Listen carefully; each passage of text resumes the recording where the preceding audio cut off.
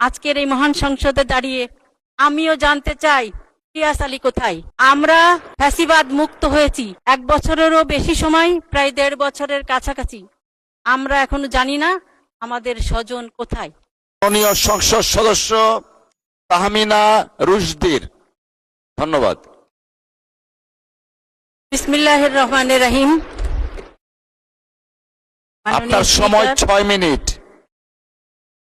মাননীয় স্পিকার, আপনাকে ধন্যবাদ। রাষ্ট্রপতির ভাষণ সম্পর্কে আনিত ধন্যবাদ প্রস্তাবে আলোচনার সুযোগ দেওয়ার জন্য আপনাকে ধন্যবাদ জানাচ্ছি। মাননীয় স্পিকার, আজকের এই জাতীয় সংসদে সদস্য মনোনীত হতে পেরে আমি মহান আল্লাহর কাছে জ্ঞাপন করছি। আমি ধন্যবাদ এবং কৃতজ্ঞতা জানাচ্ছি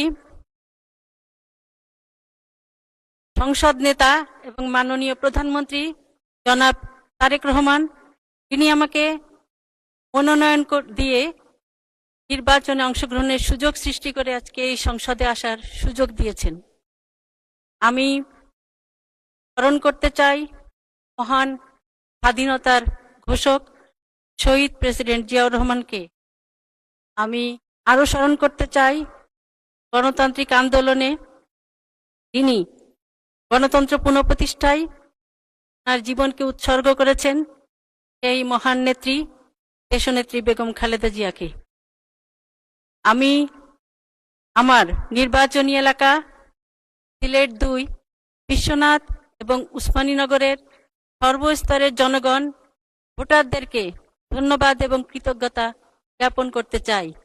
আমি ধন্যবাদ জানাতে চাই যে তারা বিপুল ভোটের মাধ্যমে নির্বাচিত করে এই সংসদে কথা বলার সুযোগ সৃষ্টি করেছেন।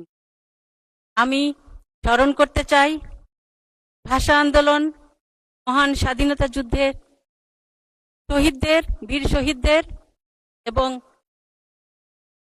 বিগত 17 বছরের ফ্যাসিস্ট আন্দোলনে ইলিয়াস আলী সহ সকল গুম এবং খুন হওয়া সেই সব নেতাদের, জুলাই যোদ্ধা, জুলাই শহীদদের আমি স্মরণ করতে চাই ওসমান হাদিকে। মাননীয় স্পিকার,